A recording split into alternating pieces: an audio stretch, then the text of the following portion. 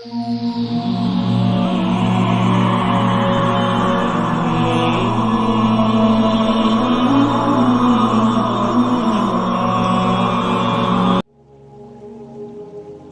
علیکم ورحمۃ اللہ وبرکاتہ۔ وعلیکم السلام ورحمۃ اللہ وبرکاتہ۔ وہ کیسے خیریت سے ہیں؟ آپ طبیعت ٹھیک ہے آپ کی؟ اللہ کا شکر ہے، آپ سنائیں۔ ماشاء اللہ ماشاء اللہ، جزاک اللہ، آپ نے اپنا قیمتی وقت نکالا آج پھر ایک جو ہے وہ سوال و جواب کے سیشن کے لیے۔ انشاءاللہ۔ تو ہمارے کچھ دوست احباب ہیں جو آپ سے مختلف موضوعات پہ سوال کرنا چاہتے ہیں، تو میں چاہوں گا کہ میں جو ہوں وہ آغاز کروں اس کا، آپ کی اجازت ہو؟ جی جی انشاءاللہ۔ السلام علیکم ورحمۃ اللہ وبرکاتہ۔ وعلیکم السلام ورحمۃ اللہ۔ سب عملیات کے حوالے سے ایک سوال کرنا تھا آپ سے کہ اجازت کتابوں میں جو لکھی ہوئی ہوتی ہے کہ اجازت اس سے لیں جو عمل کیا ہوا ہو اور اس عمل میں کامیاب بھی ہوا ہو، یہ عملیات کے حوالے سے یہ سوال ہے۔ اور اگر اسی چیز کو ہم روحانی پس منظر اس کا کیا ہے، اس حوالے سے سوال۔ بسم اللہ الرحمن الرحیم۔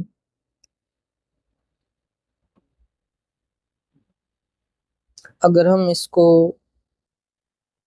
گہرائی سے سمجھنے کی کوشش کریں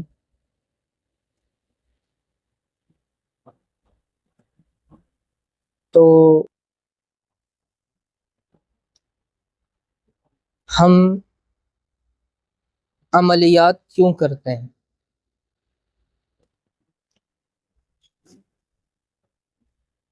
عملیات کرنے کے مختلف مقاصد میں سے اہم ترین یہ ہوتے ہیں کہ ہمارے کچھ مسائل حل ہو جائیں یا ہمیں کچھ تصرفات حاصل ہو جائیں۔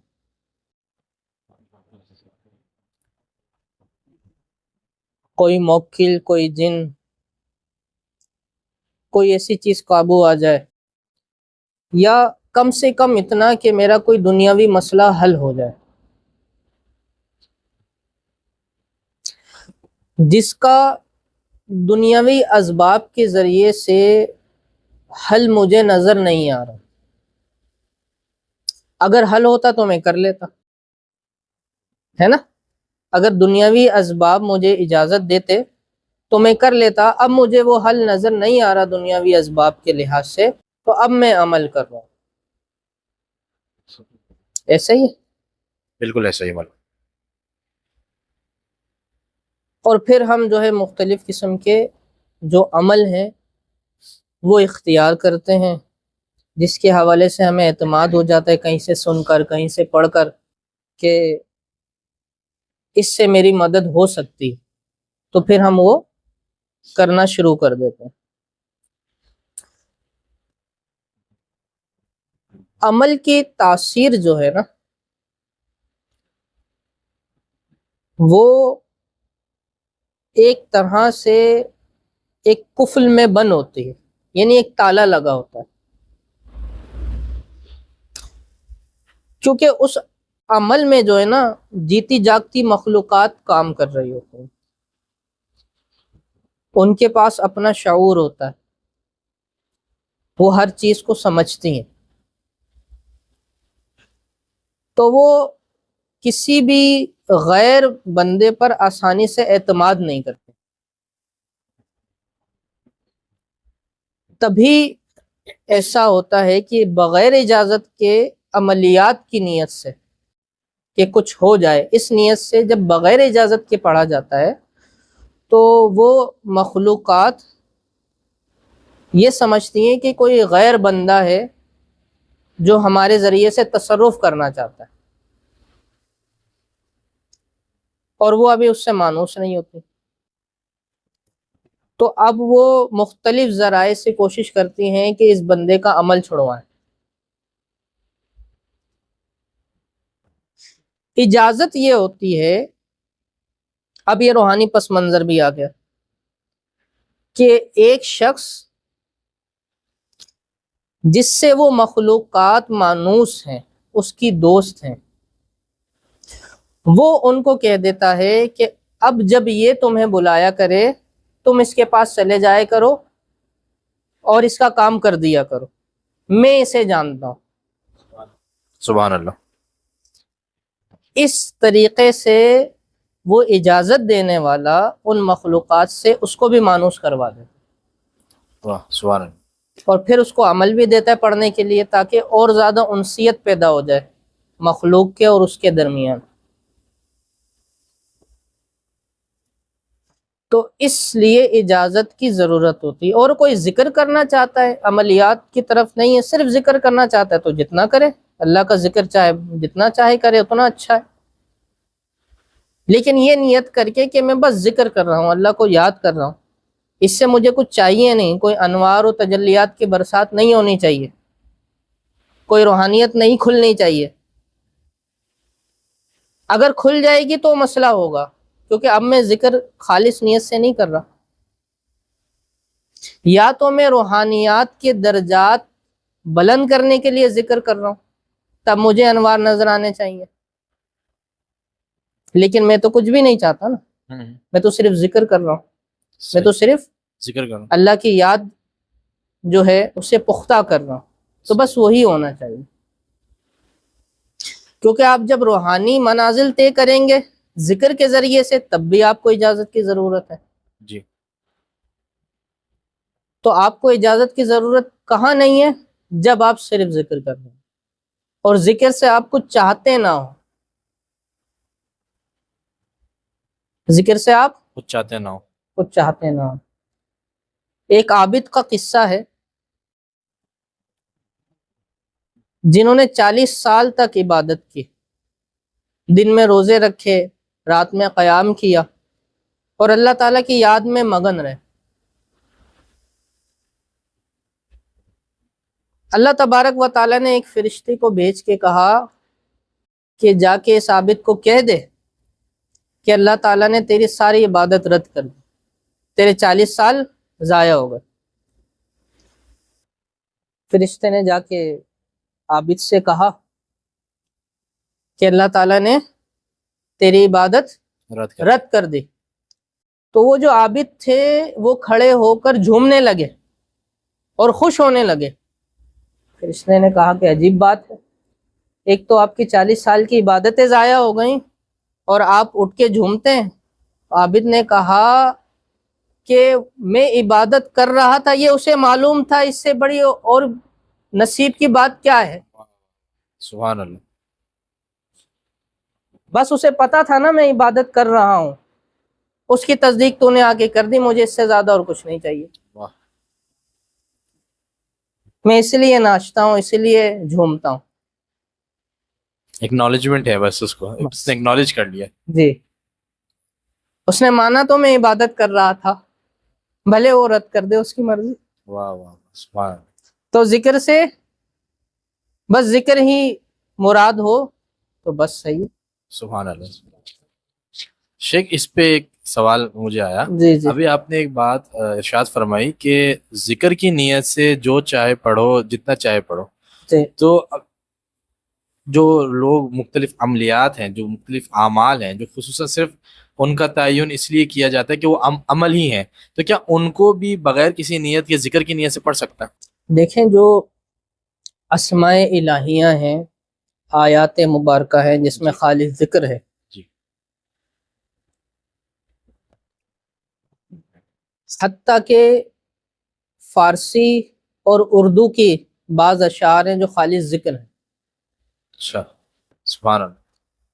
جس میں اللہ تعالیٰ کی تسبیح، اس کی تعریف بیان کی گئی، جی جی بھلے اپنی زبان میں صحیح ہے نا، تو وہ آپ چاہیں جتنا کر سکتے ہیں. ٹھیک.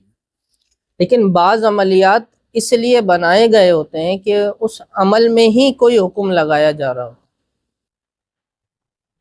کچھ کڑے ہوتے ہیں، کچھ اشعار ہوتے ہیں جس میں باقاعدہ حکم لگایا جا رہا ہو، صحیح. تو اب آپ اس کو ذکر کی نیت سے تو نہیں پڑھ سکتے. اچھا ان کو بنایا ہی خالص عملیات کے لیے گیا ہے. صحیح. تو آپ کو ذکر کرنا ہے تو افضل الذکر لا الہ الا اللہ، اور درود شریف کی کثرت کریں، اس کے ذریعے سے قرب حاصل کریں. اور باقاعدہ عملیات کرنے ہیں تو اس کو پھر ان اصولوں سے کریں جو اصول ہیں آدھا آدھا نہ چلیں کہ میں ذکر بھی کر رہا ہوں اور عملیات بھی کر رہا ہوں، ایک طرف ہو جائے۔ چلو اسی میں ایک سوال اور کہ ایک ذکر میں نے صرف اور صرف خالصتاً ذکر کے لیے لیا، اس سے مجھے کچھ ریٹرن نہیں ہے، اب کوئی علاج معالجہ یا کسی اور کے لیے تو پھر اس کے لیے الگ سے کوئی ذکر لوں، اس پر بالکل محنت کروں، ایسا ہے؟ بالکل ایسا ہی ہے۔ آپ نے جب ذکر کے لیے کیا نا تو آپ نے پھر اس سے کچھ لیا نہیں نا، لینا نہیں، ورنہ آپ کی وہ جو نیت آپ نے ذکر کرتے ہوئے کی تھی وہ باطل ہو گئی۔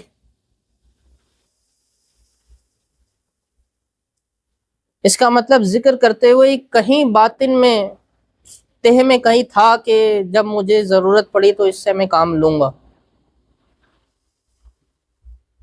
اس وقت نیت خالص نہیں تھی اس کا مطلب، اور پھر وہ ذکر جو ہے مقبول بھی نہیں ہوا۔ تو علاج معالجے کے لیے کچھ کریں تو اس میں یہی نیت رکھیں کہ میں اس کو عملیات کے لیے کر رہا ہوں اور اس کے ذریعے سے مخلوق خدا کی خدمت کروں گا، لوگوں کے علاج کروں گا، اس میں نیت کر لیں اللہ کی رضا کی خاطر کروں گا، ہے نا؟ لیکن گڑمڑ نہ کریں دونوں۔ حضرت یہ اتارا وغیرہ کی جو کرتے ہیں، جی دیکھا یہ ہے کہ بہت فروا اچھا پھلدار درخت اچانک سوکھ جاتا ہے، سوکھ کر گر جاتا ہے، تو ایسا کیوں ہوتا ہے؟ دیکھیں اتاروں کی نا بہت سارے قسمیں ہوتی ہیں، اب وہ اتار کر کوئی جو ہے سمندر میں ڈال دیتا ہے، کوئی جو ہے چوراہے پر ڈال دیتا ہے، کوئی درخت پر باندھ دیتا ہے یا درخت کو دے دیتا ہے۔ اب وہ جو چیز ہوتی ہے نا جہاں پہ جاتی ہے اس کا اثر ہوتا ہے، جیسا اب سمندر میں پھینک دیتے ہیں یا پانی میں بہتے پانی میں بہا دیتے ہیں تو اب اس کو اگر ہم انرجی کی صورت میں سمجھیں، نیگیٹو انرجی، اب اس کو پھیلنے کے لیے جو ہے نا بہت ساری جگہ ملتی ہے، وہ ڈائلیوٹ ہو جاتی ہیں وہاں، صحیح، یا چوراہے پہ ڈالیں تو وہ اسی چیز کا سمبل ہوتا ہے کہ یہ انرجی پھیل جائے، چار راستے جا رہے ہیں، وہ ایک جگہ جمع نہ رہے، صحیح، ٹھیک ہے۔ یا جانور پہ اتارتے ہیں تو اکثر جانور مر جاتا ہے کیونکہ وہ پھیلنے کے لیے کوئی جگہ نہیں ہے، وہ پھر اس کو کنزیوم کر لیتی ہے انرجی۔ اسی طرح جب درخت کا کرتے ہیں ہم تو اب کون سے درخت پر اتارا ہے ہم نے اس پر ہوتا ہے۔ بعض درخت ہوتے ہیں جو زمین کے ذریعے سے وہی پھیلا دیتے ہیں، صحیح، اور بعض درخت ہوتے ہیں جن میں یہ صلاحیتیں نہیں ہوتی، تو اگر ہم نے غلط درخت پہ اتار لیا تو وہ انرجی اس درخت کو کنزیوم کر لیتی ہے۔ صحیح، تو اب جو حال مریض کا ہو رہا تھا وہ درخت کا ہو جاتا ہے۔ بعض اوقات جادو کے ذریعے سے کیا جاتا ہے کہ اب یہ تھوڑا سا وہ ہو جائے گا مسئلہ، عام جو جادوگر عاملین ہوتے ہیں وہ یوں کرتے ہیں کہ جس طرح سے گڑیا بنائی جاتی ہے جادو کی، اسی طرح سے درخت تیار کرتے ہیں وہ مریض کے نام کا، اب وہ اس میں کیلے ٹھوکتے ہیں، اس میں سوئیاں لگاتے ہیں، اس میں جو ہے وہ عمل کرتے ہیں، تو جیسے جیسے درخت سوکھتا جاتا ہے یہاں پہ مریض سوکھتا جاتا ہے، جو جو اذیتیں وہ درخت کو دیتے ہیں وہ یہاں مریض کو ہونے لگتی ہیں۔ تو اصل کانسیپٹ یہ ہے کہ ہم نے کسی انرجی کو کہیں شفٹ کر دیا، یا جادوگروں کے اس سے دیکھیں جو میں نے بتایا ہے وہ اس کا تعلق قائم کر دیا درخت سے مریض کا، اب وہ درخت کے ساتھ کر رہا ہے یہاں مریض کے ساتھ ہو رہا ہے۔ پتلا جو ہے وہ تو بے جان ہے نا، یہ باقاعدہ جاندار ہے، اس پہ بہت خطرناک اثر ہوتا ہے مریض اس سے، تو اس طرح سے ہوتا ہے۔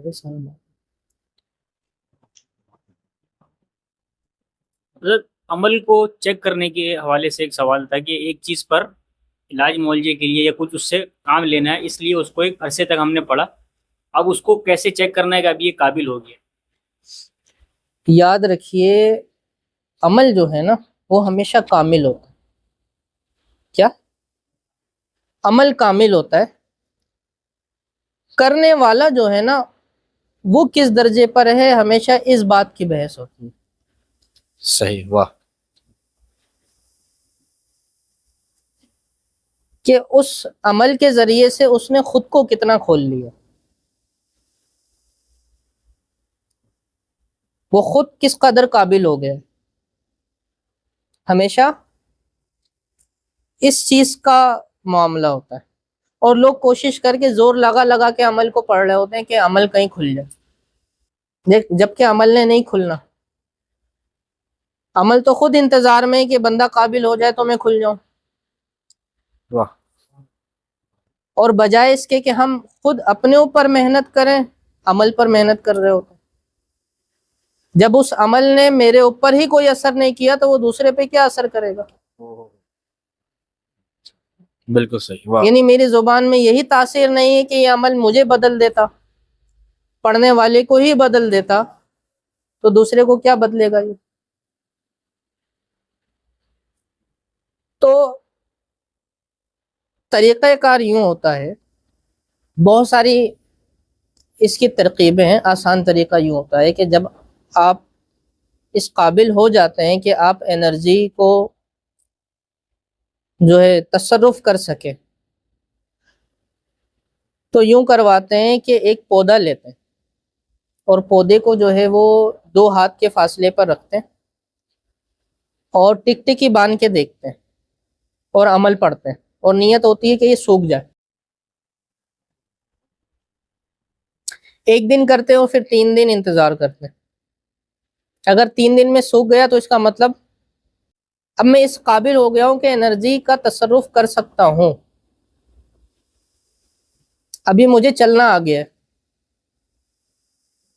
کیا صحیح. چلنا آ گیا. ہاں, میں گروں گا پھر سنبھلوں گا, اٹھوں گا, لیکن میں تھوڑا تھوڑا چل لیتا ہوں ابھی.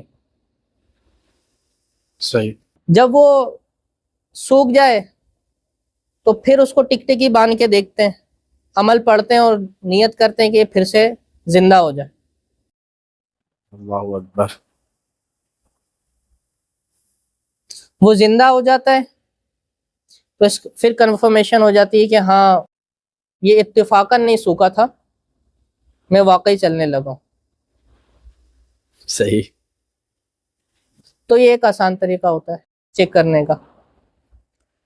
اور جب بندہ اس میں اور ماہر ہو جاتا ہے تو پہلے تو 5-6 منٹ دیکھنا پڑتا ہے, پھر ایسا ہوتا ہے کہ ایک نظر دیکھتا ہے اور نیت کرتا ہے, اگلے آدھے گھنٹے میں سوکھا ہوا ہوتا ہے پودا. واہ. بالکل. تو اس سے پتہ لگ جاتا ہے کہ آپ کھل گئے یا نہیں. شیخ, یہ جو آپ نے ابھی ایک یہ جو ایکسرسائز جی. بول رہے تھے اس کو مشق جو آپ نے بتائی, جی جی. تو یہ کوئی بھی کر سکتا ہے یا آپ, یعنی اس میں اجازت کی ضرورت ہوتی ہے؟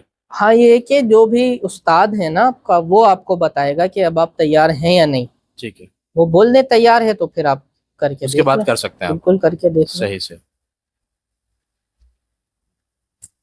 حضرت عملیات کے حوالے سے ایک سوال تھا کہ پڑھائی میں عملیات میں کون سی جگہ بہترین ہے پڑھائی کرنے کے لیے, اور ذکر اور روحانیت میں کون سی جگہ بہترین ہے پڑھائی کرنے کے لیے؟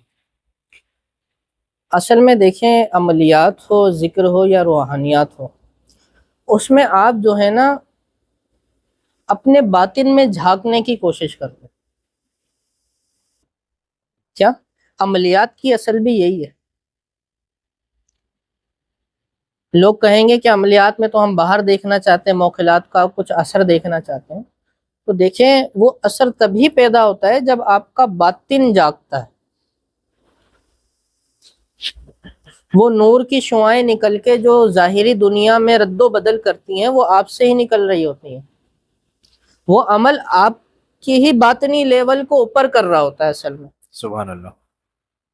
وہ آپ کو اس قابل بنا رہا ہوتا ہے.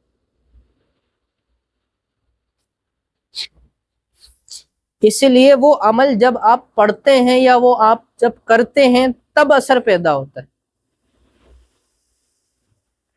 یہ آپ اس نیت سے لکھ کر دیتے ہیں، وہ وائبریشن دے کر اس کو پھر کسی کو دیتے ہیں کہ بھئی یہ کر دینا، ورنہ کتابوں میں کتنے سارے عملیات ہیں، خود بخود ہو رہا ہوتا ہے کچھ اس کتاب سے، نہیں ہو رہا ہوتا نا، اس میں بندے کی ضرورت کیوں ہے کہ کوئی بندہ کرے یہ؟ صحیح کیونکہ وہ آپ سے ہو رہا ہے. صحیح صحیح بالکل. آئی سمجھ میں بات؟ تو حضرت جگہ کا کوئی اس میں تو مخصوص کرنا یا یہی ہے معاملہ کہ اگر آپ کے اندر یہ صلاحیت ہے کہ آپ بازار میں بیٹھ کر بھی اپنے اندر جھانک لیتے ہیں، آپ کو کوئی ضرورت نہیں ہے کہیں جانے کی. واہ واہ. اور اگر گھر میں بیٹھ کر بھی یا قبرستان میں بیٹھ کر بھی یکسوئی نہیں ہے، آپ باطن میں نہیں جھانک پا رہے ہیں، تو پھر آپ اور کوئی جگہ نہیں ہے جہاں آپ جا سکیں. صحیح. تم میرے پاس ہوتے ہو گویا جب کوئی دوسرا نہیں ہوتا. واہ واہ واہ.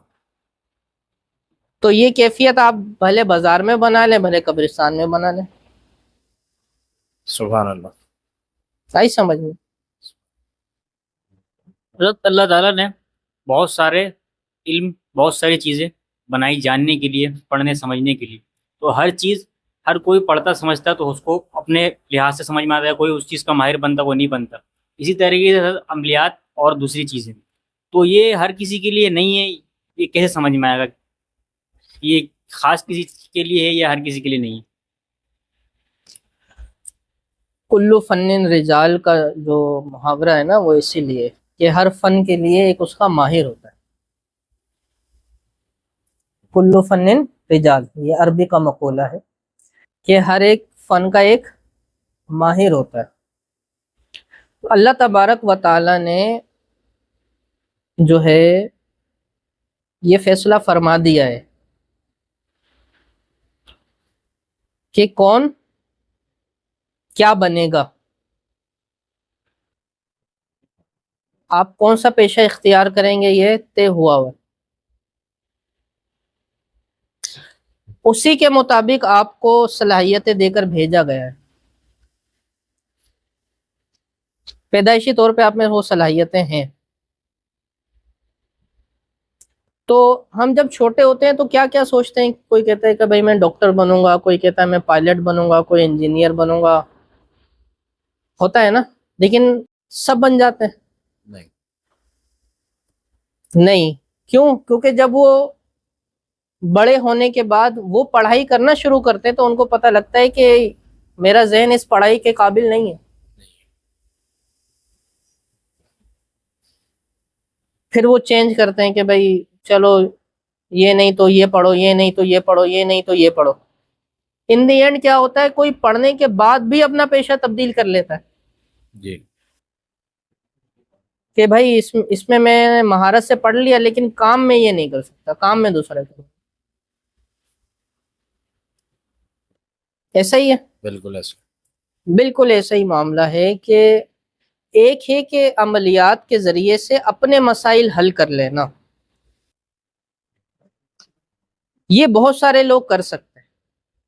کسی استاد کی زیر نگرانی وہ اتنا سیکھ لیں کہ اپنے اور اپنے گھر والوں کے مسائل حل کر لیں گے، لیکن وہ اتنا ماہر بنیں گے کہ جو آئے گا اس کا مسئلہ حل کر لیں گے، یہ ہر ایک کے لیے بہت مشکل ہے. صحیح. اللہ پاک چاہے تو وہ بالکل ہو سکتا ہے، صحیح. لیکن یہ ہر ایک کے لیے مشکل. اللہ کرے سب کو ہو جائے. آئی سمجھ میں بات؟ جی کچھ ہے؟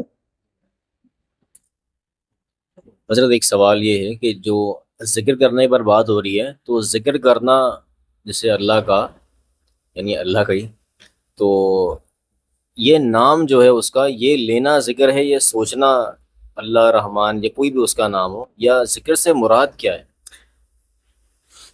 صوفیہ کہتے ہیں ذکر سے مراد ہے یاد.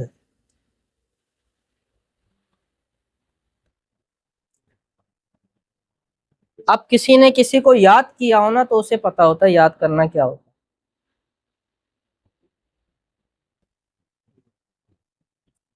کسی کو کسی کی یاد آئی ہو تو اسے پتا ہوتا ہے یاد کرنا کیا ہوتا ہے. تو وہ ایک باطن کی کیفیت ہے. تو ہم کچھ بھی کر لیں ہمارے باطن میں اللہ کی یاد تو رہتی ہے. مسلمان کے دل میں اللہ کا خیال رہتا ہی ہے، بھلے کتنا ہی گناہ گار ہو، کچھ بھی ہو. تبھی وہ کہتے ہیں نا محو تسبیح ہی تو سب ہیں مگر ادراک کہاں، زندگی خود ہی عبادت ہے مگر ہوش. لیکن اس کی ایک کیفیت ہے جو کمال پہ جاتی ہے کہ ہر وقت اللہ تبارک و تعالیٰ کی یاد دل میں رہے. 24 گھنٹے ذکر کرنے کا مقصد بھی یہی ہے کہ یہ عادت بن جائے، اس کی یاد میرے دل میں گھر کر جائے اور مجھے اس کے بغیر سکون نہ ملے، اس یاد کے بغیر. اس لیے صوفیہ پہلے بہت محنت کر کے زبانی ذکر کرتے ہیں اور پھر ایک دم سے خاموش ہو جاتے ہیں، پھر کچھ بھی نہیں کرتے. سبحان اللہ. کیونکہ اس سے آگے درجے میں چلے جاتے ہیں نا. جو اصل مقصود تھا وہ حاصل ہو گیا. واہ واہ. اصل میں دل کو لگانا تھا اس کی یاد میں، وہ لگ گیا. آئی سمجھ میں بھی. سبحان. دعا فرما دیں. الحمدللہ رب العالمین والصلاة والسلام علی سید الانبیاء والمرسلین جزا اللہ عنا سیدنا و مولانا محمد صلی اللہ علیہ وسلم ما هو أهله. اللهم انا نسألك ایمانا وفضلا دائما ورزقا واسعا وسعيا مشكورا وذنبا مغفورا ودعاء مستجابا ولقاء الله نصيبا وجنة فردوسا وعقلا كاملا وعلما نافعا ونعيما مقيما. اللهم لا تقتلنا بغضبك ولا تهلكنا بعذابك وعافنا قبل ذلك. اللهم لا تؤاخذنا بسوء اعمالنا ولا تسلط علينا من لم يرحمنا في الدنيا والاخره. وكف ايدي الظالمين عنا يا حفيظ وفزنا ويسر امورنا واحسن مرادنا وتمم تحسيننا واشفنا واشف مرضانا. سبحان ربك رب العزة عما يصفون وسلام على المرسلين والحمد لله رب العالمين. بحق لا اله الا الله محمد رسول الله.